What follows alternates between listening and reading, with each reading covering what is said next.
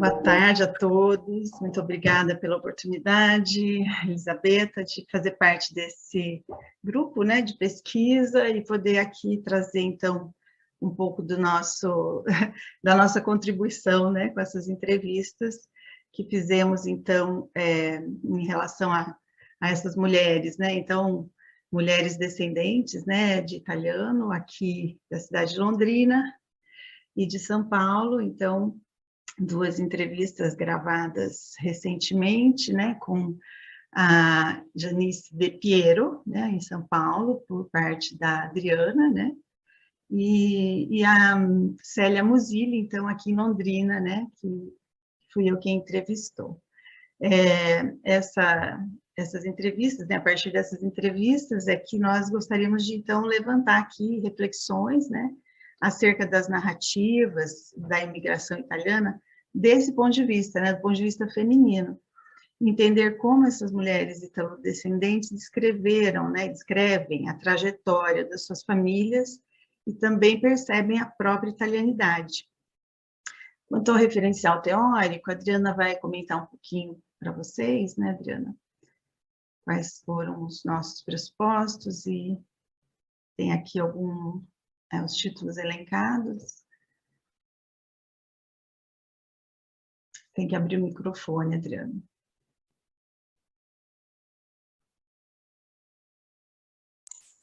Sim, eu vou ler alguma coisa que eu escrevi, tá bom? Sobre o referencial teórico.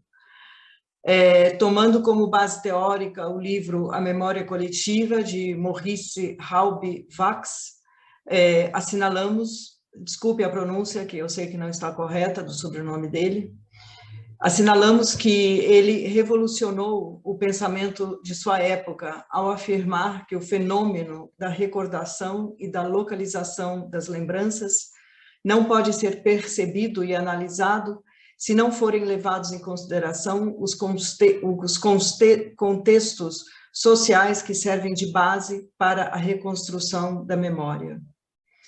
A lembrança necessita de uma comunidade afetiva para tomar consistência.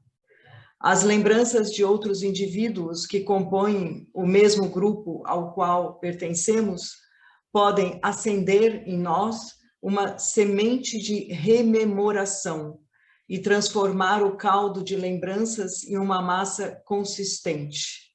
Se a semente não for acesa, nada acontece. Para Halbe-Wachs, cada memória individual é um ponto de vista sobre a memória coletiva. Esse ponto de vista pode mudar de acordo com o lugar que ocupamos em um determinado grupo e é condicionado pelas relações que mantemos com outros ambientes. Pode prosseguir, por favor.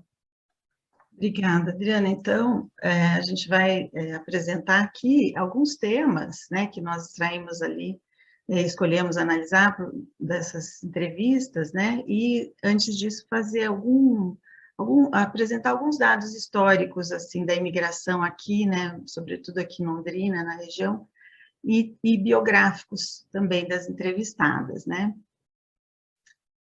Então, a região de Londrina, ela foi reconhecida como na época, né, da colonização, na década de 30, como uma colônia internacional, devido à fixação aqui de mais de 33 etnias, né, diferentes, nessas terras roxas e sem saúvas, né, que era o que se propagandava, né, que atraíram, então, muitos imigrantes italianos e descendentes provenientes de outros estados brasileiros e da própria Itália.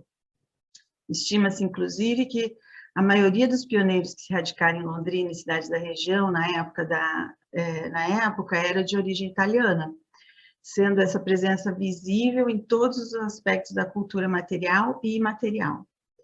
Foram atraídos pela ampla campanha publicitária a virem para a região, que era reconhecida como a verdadeira Meca degli Italiani, lugar onde seria possível transformar em realidade o sonho de tornar-se proprietários do seu próprio quinhão, visto que as terras da região, consideradas como um dos melhores solos cultiváveis do mundo, eram vendidas a preços extremamente acessíveis.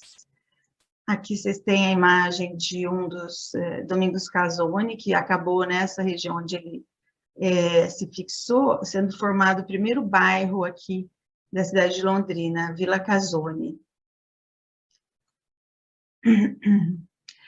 Já, então, quanto à nossa entrevistada, né, a Célia Musilli, ela é uma jornalista, né, aqui de Londrina, cronista, poeta, nascida na cidade de Cornélio Procópio, e em 57, né, e mora aqui em Londrina.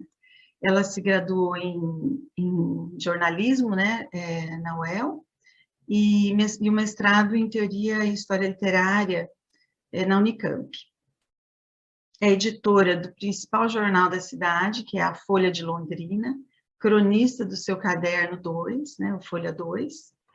Colabora também com o site Carta Campinas, que é uma plataforma coletiva sobre cultura, economia, política, e além de prestar assessoria de imprensa a grupos de arte e cultura. É autora de livros de poesia e integra projetos de criação, produção literária, junto a outras escritoras londrinenses, né, para a organização de antologias, e já publicaram algumas. Tem textos e poemas publicados em obras teatrais e em importantes revistas literárias do país.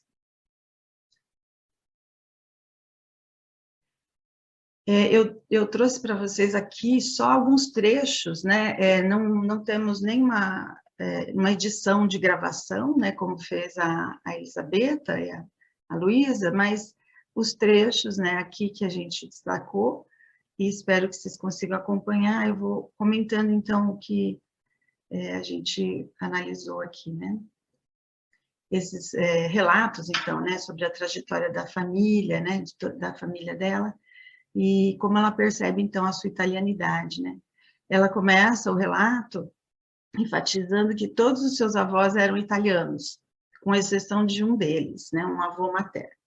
Acredita que tenham vindo para o Brasil nas primeiras levas, eram famílias, várias famílias, né? Musilli, por parte do seu avô materno, Núncio, que imigraram juntas, mas acabaram se dividindo. Uma delas foi para Buenos Aires e as outras se distribuíram pelo Brasil.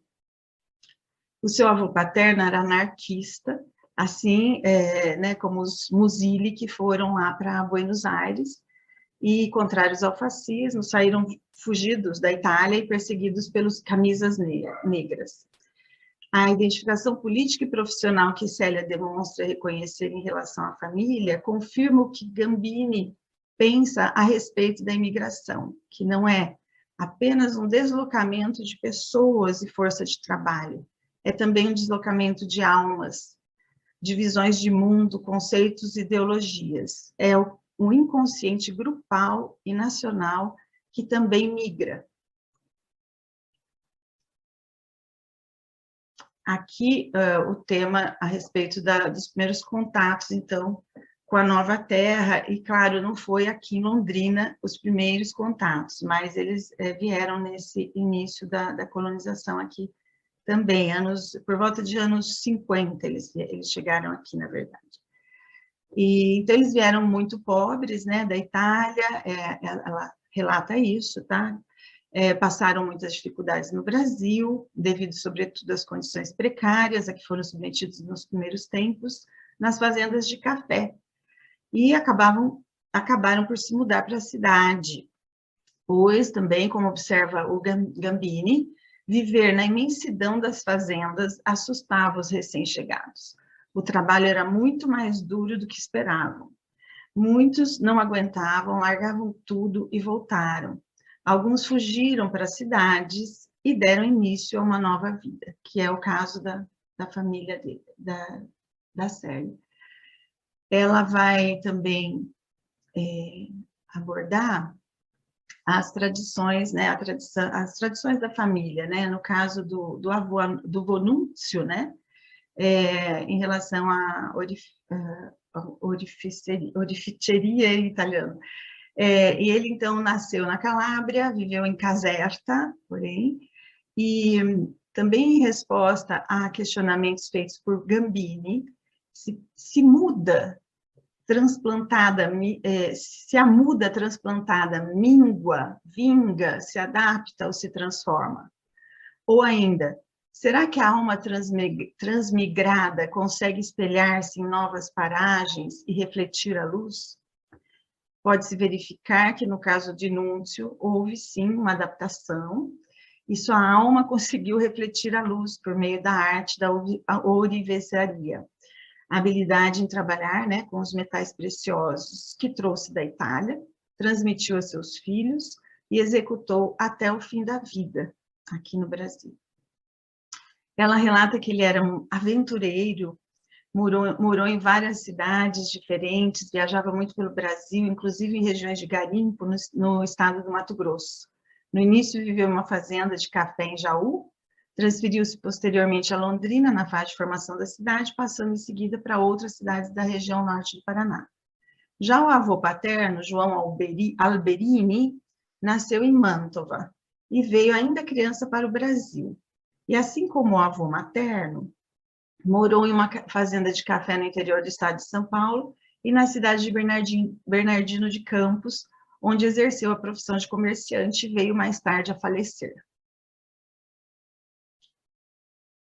E na cidade de Bernardino, as famílias da Célia, né, dos pais dela, Musili e Alberini, por parte do pai, e Zapparoli, por parte da mãe, moravam na mesma rua, conhecida como a Rua dos Italianos.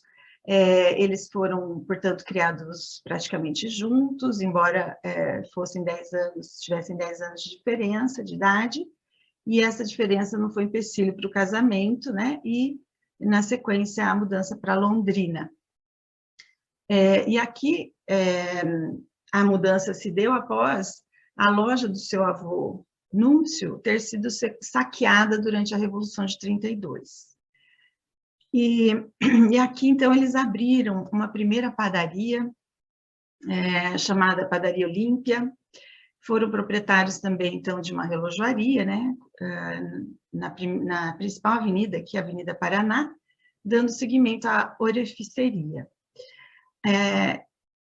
E a Célia relata que, inclusive, o nosso Museu Histórico pediu aqui, né, fotografias e objetos, e consta, né, no acervo do nosso museu a foto do seu pai lá, trabalhando nessa relojoaria, está exposta no nosso Museu Histórico.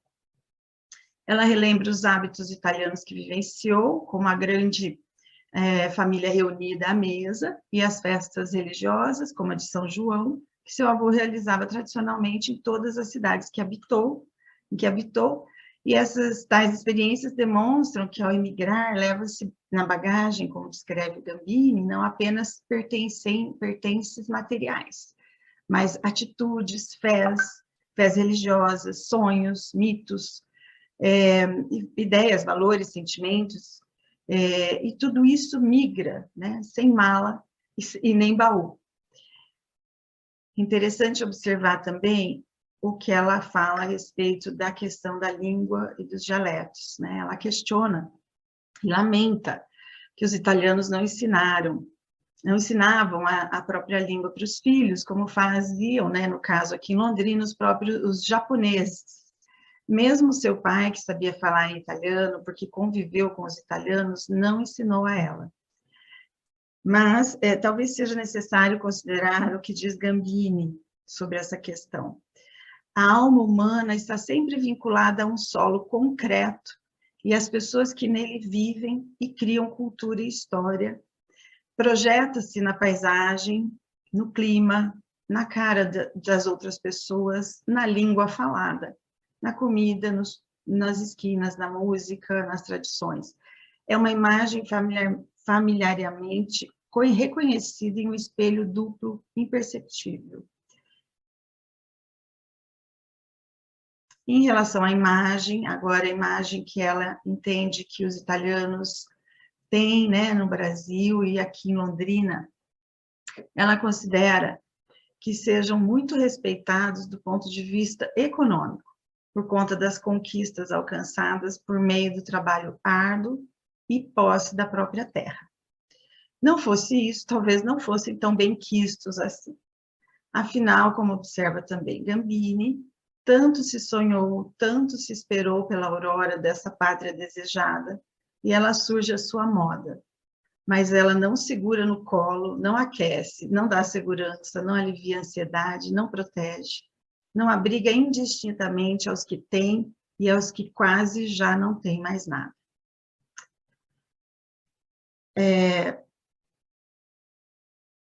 Comentários também muito interessantes que não estavam na nossa questões colocadas ali por nós, mas que vieram à tona em relação à invisibilidade, né, dos negros e indígenas. E, então, ao refletir, né, porém, sobre o lugar na história e sociedade conferido aos mais diversos grupos étnicos raciais que constituem a região de Londrina e todo o estado do Paraná, verifica a discriminação com que é tratada a presença negra e indígena em comparação à europeia. Desconsiderada, apagada, silenciada do processo histórico. Como constata Gambini, os italianos desprezados pela Itália acharam uma nova pátria no Brasil, mas os negros, finalmente libertos da escravidão, não acharam pátria em lugar nenhum. Após a abolição, as relações sociais e o modo de produção agrícola passaram por mudanças, no entanto, como ressalta Gambini, os excluídos serão os escravizados e os seus descendentes, a quem não foi oferecido nenhum trabalho assalariado, assim como aos indígenas, quanto à desagregação dos seus modos de vida tradicionais. Como é que estamos de tempo? Estou preocupada. 5 minutos. 5 minutos da minha parte, de toda... Não, temos para a apresentação mais 5 minutos. Então vamos encerrar e passar para a Adriana, gente. Desculpem. Aqui a gente iria tratar ainda a questão do racismo, preconceitos, a importância da leitura e da instruzione, né, da educação que o pai dela dava, e isso trouxe uma grande influência para a vida dela e das irmãs. Passo a palavra agora para a Adriana e peço desculpas, Adriana, por ter deixado pouco tempo assim a você. A gente tinha combinado que você tiraria algumas coisas que você não tirou, então sua apresentação ficou realmente muito longa. Bom, Tá. Eu vou falar então rapidamente, né, sobre a Janice de Piero. A Janice nasceu em São Paulo, em 1958, ela cresceu no bairro de Vila Romana, que foi um bairro fabril na cidade de São Paulo, né? Janice é artista plástica, formada em Belas Artes, né? E você pode prosseguir, por favor? O próximo. Por favor, obrigada. A Janice é uma das moradoras mais famosas e emblemáticas da Vila Romana, tá? Ela criou laços muito profundos com a comunidade do bairro. Pode seguir, por favor? Olha, o meu procedimento foi traduzir para o italiano algumas falas dela, quando ela contou sobre o bisavô Angelo de Bortoli, né, que veio da Itália no final do século XIX, 1880, e era muito orgulhoso de dizer que ele veio com pagando a sua própria viagem, ele não ficou na hospedaria dos imigrantes, né? E se tornou um taxista da época, comprou um Tilbury, que é uma carroça puxada por 2 cavalos. E eu gostaria de só introduzir um pouquinho sobre o bairro de Vila Romana, porque acredito que aqui tem algumas pessoas que não são de São Paulo, não conhecem a cidade. Esse bairro teve origem no século XIX, era um loteamento planejado, tinha fazendas e chácaras. E os imigrantes italianos, muitos que saíam das fazendas no interior do estado de São Paulo, por encontrarem condições muito ruins lá, né, de vida, que vinham para a capital, se instalavam lá. mas em 1867 a vida do bairro mudou, porque foi inaugurada uma estrada de ferro, né, Santos-Jundiaí, que passava ao lado do bairro, e aí começaram a se instalar, foram feitas os loteamentos, e os imigrantes italianos começaram a se instalar. Pode passar, por favor. Como o bisavô da Janice. O bisavô dela comprou, então, um terreno, porque o bairro foi loteado, né? E construiu uma casa. Ele já residia em uma casa no bairro, mas ele comprou o terreno e construiu outra casa com a intenção de alugar os cômodos para os conterrâneos, para os imigrantes que estavam chegando. E essa casa foi construída em 1921, certo? Não tinha nada em volta, não era nada do que é hoje, não tinha absolutamente nada. Pode prosseguir, por favor. Aqui vocês vão ver em seguida uma imagem da casa, tá? Aliás, mais de uma. Essa casa, ela é um símbolo da italianidade, tanto da Janice quanto do bairro, porque ela foi ameaçada, quase ruiu, né? Estava numa situação muito ruim. Esse bairro da Vila Romana, ele é objeto da especulação imobiliária, e a Janice, com um grupo de moradores, criou, nos anos 2000, quando começou a especulação imobiliária a ficar muito forte no bairro, eles criaram esse movimento chamado Mover, movimento em oposição à verticalização. Fizeram um abraço, inclusive em torno de um prédio de uma fábrica que estava para ser demolido. Todos esses prédios, essas casas, essas fábricas que são comprados pelas construtoras, dão lugar a arranha-céus, né? Nada de prédio assim embaixo, são arranha-céus. Pode prosseguir, por favor. Olha, aqui vocês veem uma foto da Casa Amarela, ela se chama Casa Amarela, hoje é o nome que a Janice deu, porque ela pintou a casa de amarelo. E pode prosseguir, por favor. Esta é a casa hoje, tal como ela está, certo? Eu quero enfatizar aqui que a minha apresentação, ela não tem a ver com língua, com linguagem, mas com patrimônio, que é patrimônio histórico, arquitetônico, que também é uma forma, né, de a italianidade se manifestar. No caso da Janice, a italianidade dela se manifesta muito através, né, da batalha que ela fez, e não foi fácil, e ela conseguiu que a casa fosse declarada do patrimônio histórico da cidade de São Paulo. Isso aconteceu em 2021, tá? Houve todo um processo, né?